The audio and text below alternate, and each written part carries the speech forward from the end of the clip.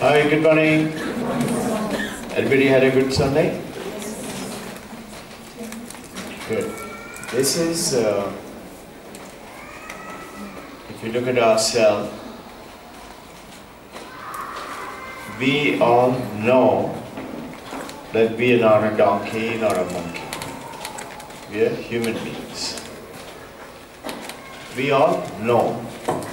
How do we know that? Have you ever pondered? We tend to tell our children, don't behave like a monkey. That means we say we do know. So let us take this knowingness is. What is it? Knowingness is. What? It is an essential ingredient of you and me. Learning how to establish that knowingness, that peace within is schooling, is education.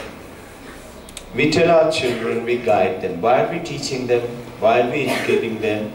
So that, you notice, some who don't, they don't become that superior being.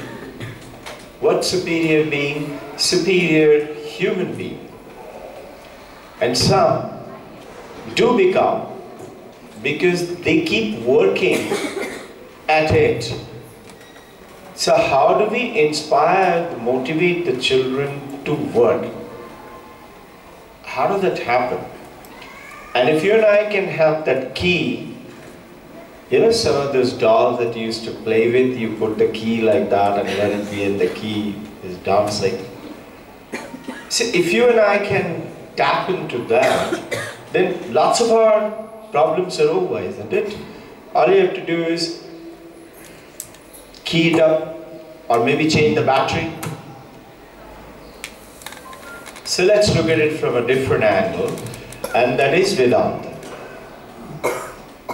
The Western science and technology of knowingness and the learning considers this as a function of the intellectual phenomena of a brain. Whereas the Vedanta doesn't talk about it. Let's understand it from a different example. Do you remember? Firstly, our children in the IB, for market to my table, you all have done that through the BYP and all that. What is the reason? You'll be surprised, many children, the smaller age, they do not know where does the milk come from. They think it comes from Doraji. Or maybe the guy wala who comes in a handi, they don't know where it comes from. I'm certain we all know, right? But tell me, we all know where does the milk come from. And we all now, after doing little knowingness of ourselves through our education, we know now, inside the milk, there is something is hiding. And what is that? That's the butter. Butter comes from the milk. But when you look at the milk, do you know there is butter in it? So what you and I have studied and learned, so that knowingness has come. But the butter is hidden inside the milk as much as reflect towards how do you make that spring tighten or change the fresh battery for the children to take. For you and I to take, one is the butter. The second thing is the whiteness of the milk. Can you take away the whiteness of the milk from the milk? Nor can you take away the butter from the milk. You can churn and churn and churn and take away the butter. So the ancient time, this butter used to be taken from the milk. And if you recollect, you've seen all Krishna's story and all, there is a rod and people used to pull like that. So that's the churning action. the churning action to the milk brings out the butter. Have you noticed what happens now when you bring the butter up? I don't know how many of you have seen it. The milk doesn't look like milk anymore. And same milk, if you boil it and put a little lemon in it, it becomes the cheese, cottage cheese. Again, the rest of the milk becomes something else. But this is something like which you and I as a teacher dealing with the human beings, human children, human parents, you and I need to be aware. What is that? When you die, all of us are going to die.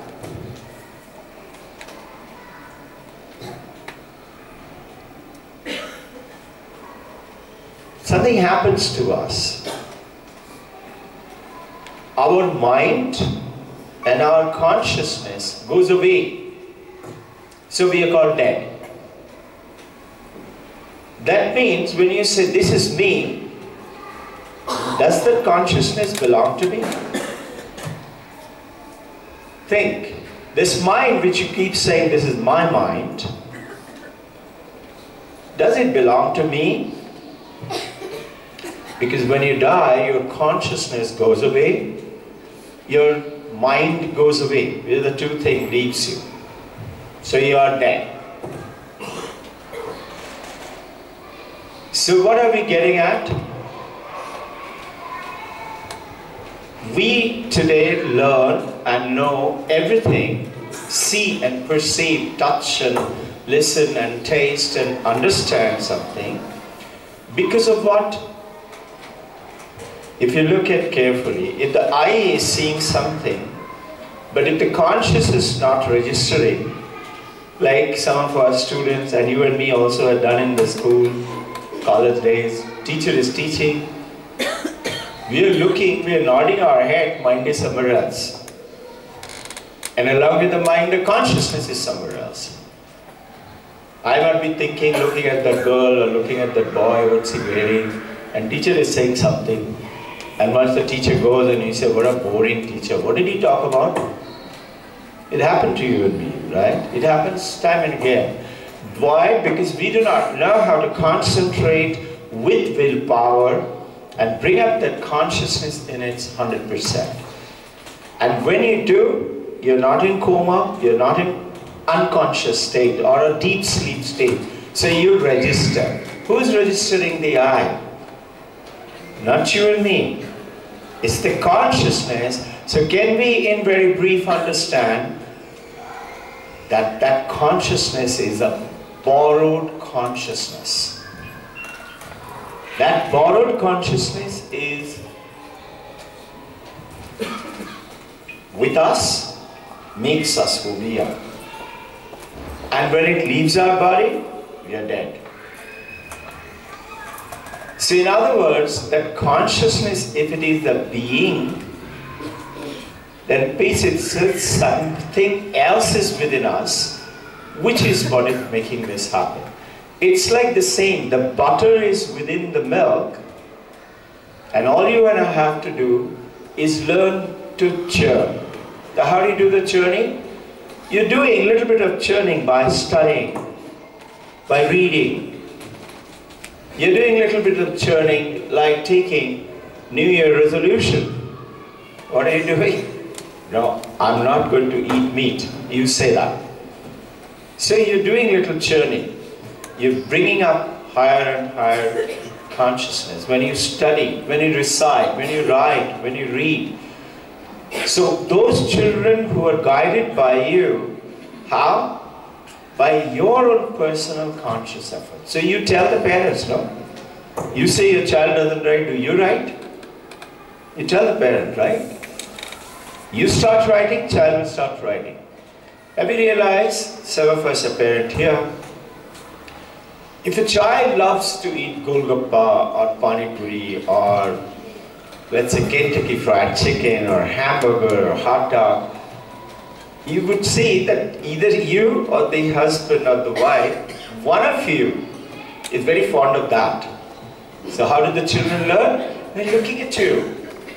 So you and I have to bring up that consciousness to a more and more purified level. It is borrowed, but from where? So remember the story of the ocean and the waves? We are all little waves of various age group. Tiny babies to when we... But that wave is not we here. We think we are that wave. We think we are this body. What happens to the wave when it comes and lashes onto the shore? It becomes water. It's not a wave anymore. And where is the water? Is in the ocean. Look carefully. The oceanic property of the water and this wave, they are identical, similar. But the wave doesn't think so. Whether it's a little froth or a bubble or a huge tsunami, it doesn't think so. So what is Vedanta saying? Become focused, concentrate, willpower, become silent. So have you noticed if you love something, love to listen to, let's say, a beautiful song, or somebody makes something very special, like say a special cake, and mommy or your friend or husband or wife gives it to you. Have you noticed the moment you put it into your mouth, you close your eyes? I don't know if you're conscious of it. More or less, I'm certain most people don't know. And when I talk about it, I notice some of them going and trying it. Do you know that if you do not breathe, you cannot drink water? Have you seen it? Try, breathe out and drink water. You will be breathing and then drinking water. But are you conscious of it? So similarly, become a conscious teacher. I love Kentucky Fried Chicken, my children will love it. So I love being 100% in whatever I touch. It reminds me of that story, famous Asura, Bhashmasura. He prayed and prayed and prayed, and Shiva came and said, okay, tell me what you want. He said, sir, I want to be the king of this universe. He said, that is your wish. What do you want from me? He said, if I can kill everybody, this demonic tendency, destroy and win the power. That's what happens amongst us human beings. And they're the ones we call them power hungry and things like that. He said, if I touch anybody, that should become burned to ashes, whatever. Shiva, as the ancient Hindu stories goes, is a very innocent, very powerful. He says, okay. And the moment he said, okay, Bhashmasura came charging towards Shiva to touch his head. He said, what are you doing? I want to see whether you've given me it works or not. Shiva started running as the story goes. It's in Shiv Puran. And Asura is running. Shiva went eventually, to make the story exciting, to Vishnu. Vishnu became the prettiest of the girl. And you know, demons always fall for girls. So he started dancing, and the demon fell in love with the dancing girl.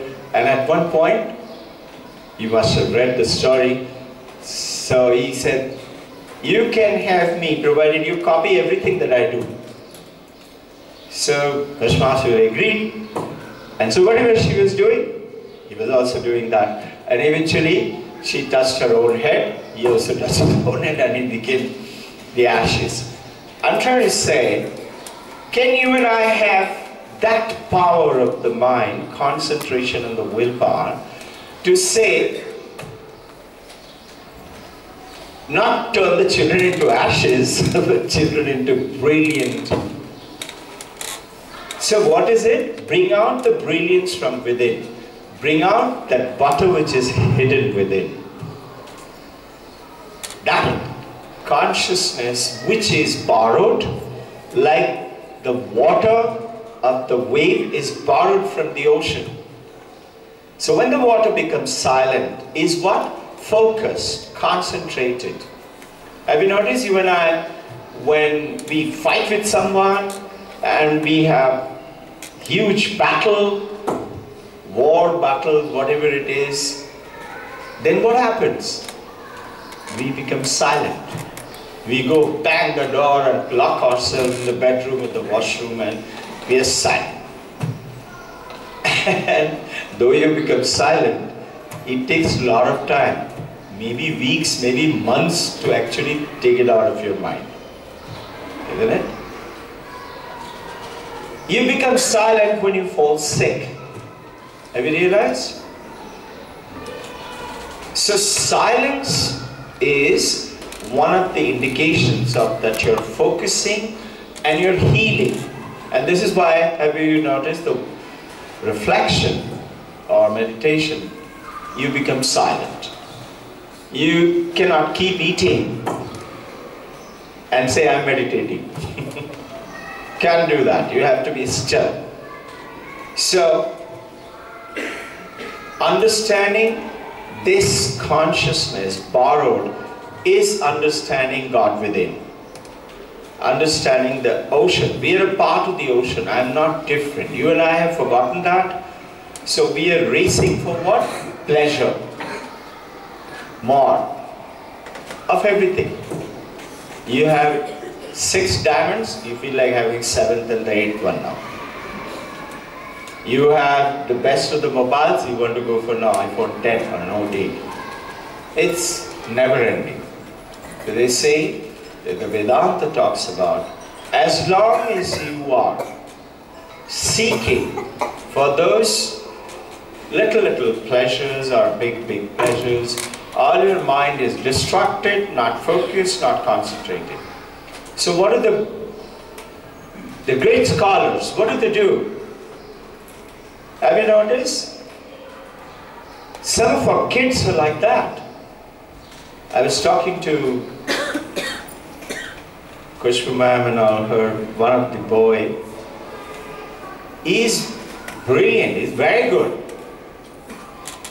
Ghosh ma'am and her team says so, he's very good. But he can't sit still. He does his work very well, but then he can't sit still. So what is it you and I have to do? Find the key. What is it that makes him? I don't know what creates it. When he comes to me, or show the man, he is perfectly still for as long as half an hour, 45 minutes. He doesn't even do this, he doesn't even look there, nothing at all. He's sitting with his hands on his lap and looking at me. Apparently, I had told him as a deterrent to bring this little sense into that key. What makes it work? What makes it work? He has to become aware. You and I have to become aware. What? The power is within me. It's not out there. Happiness is not in the seeking pleasure. Teaching or bringing out the wealth from within the child is not out there. It's in me. As a mother, as a father, as a teacher. That is why ancient Shastras say, Acharya Devo Bhava. Pitri Devo Bhava, Matri Devo. So that godliness from you and me, when we can bring it out, you got one key already. What is that key? I can. You as a teacher realize, I can. Even if the most impossible task coming out from the child. And I'm certain, in the last 23 years, all of us have seen lots of kids transforming themselves, no? And I see so many of you so beautifully transformed. So some of you realize milk comes from the cow. You understand? the analogy, you realize that I have the power within me. And the transformation is so beautiful to see within you. This transformation has to become more focused and mature. First, the process is just like in the rod that you have to keep on churning like that. You have to keep on. What? Swadhyaya, self-study. You have to study. You have to do, which is called ancient Vedantic science. You will not hear this word, called Abhyasa Yoga. You heard about Raja Yoga, Jnana Yoga, but you haven't heard this Abhyasa Yoga. What is it? Repetition, repetition, repetition. But it is not repeatedly make them right. Please don't misunderstand that. That's a Western method. You and I were made to write, no? 10 pages every day, your handwriting will be good. You and I were told write it 100 times when you made a spelling mistake. What happened to the whole country? Forget about you and me. Nobody wants to write. 1-2% maybe people around us who loves writing. Can't sleep without writing. Can't sleep without reading. What happened to all of us? So change that ambience to the children from repetition of writing, but repetition of understanding I can. I want to write. That is called learning to love to learn. So in this conceptual understanding, that is the concept of consciousness. So I'm not being conscious. Come on, wake up. Mommy, daddy, our friend, husband, wife say, no, come on, you're still sleeping, wake up. It is not that. Yours and mine just being aware that I have that buttock within. I have the consciousness within. That consciousness trains the mind. Now many people say, I can do all that, but my mind is like a monkey running around here and there. So the ancient Vedanta say, your mind can, your mind will be dominated by you when you focus the mind and learn with the consciousness how to do that. Those are the practices of what you're doing, little studying, little learning, and finer processes. What did Buddha do? He said, I shall not move till I have done the understanding. And he did. And so did lots of other great masters and saints of all religion and the practices. They have little different method for you and me. So you say mine is better, yours is less. It is not so. All our great masters have discovered them at a different place, at a different space of time. That's it. The time and space. As you proceed,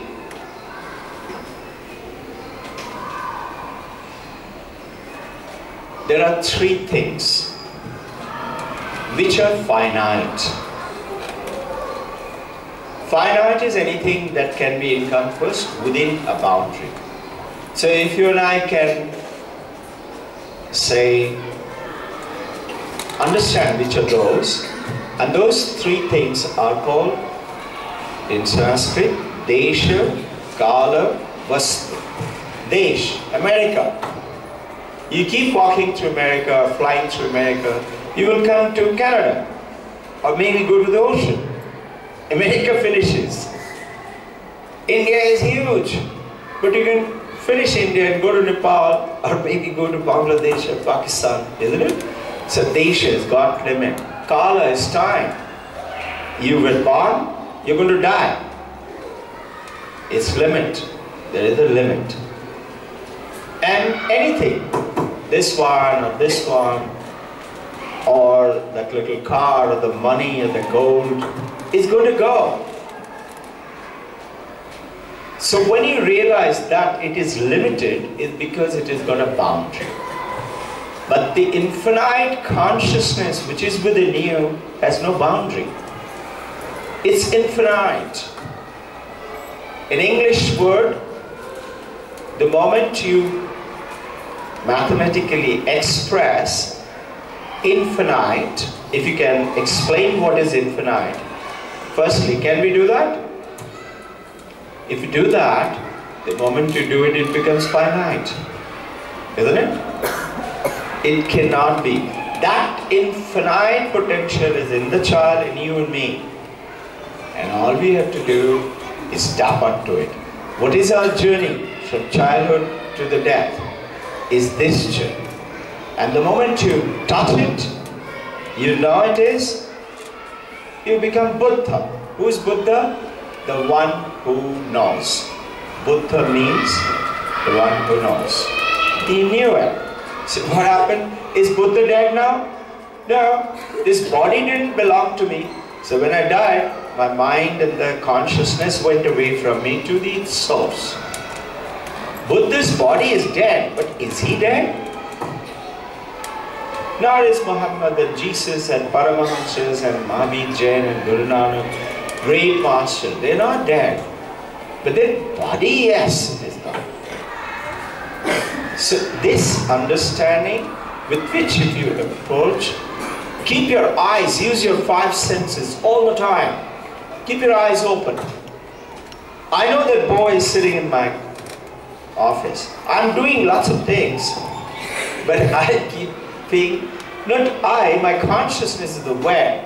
He is absolutely still, and I'm amazed at how he does it. And you know something beautiful?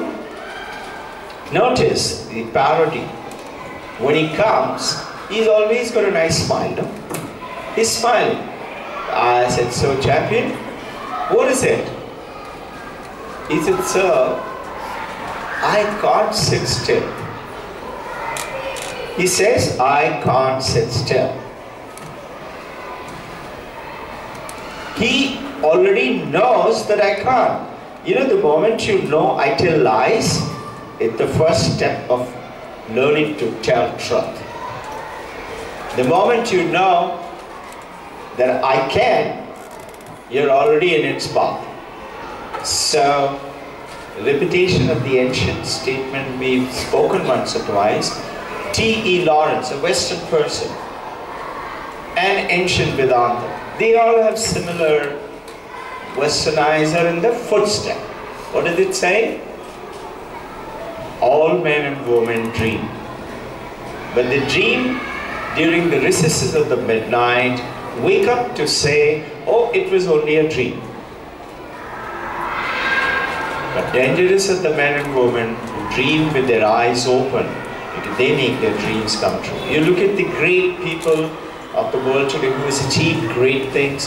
Have you noticed they have come from nothing, but they made their own track and made their journey. You and I can start making our own track and pick up that beautiful task that we have been given by God, Allah, Christ, Krishna, Mother, whatever name you call. We have to do that. Touch whatever we touch, whichever the child we touch, we leave an impression in their consciousness. Have you realized you do not forget that teacher who was kind with you, loving, caring? You don't forget. You also don't forget that teacher who made you stand up on the bench. So what impression would you like to leave behind? That choice is in you and me. Thank you very much. Love you. Keep smiling.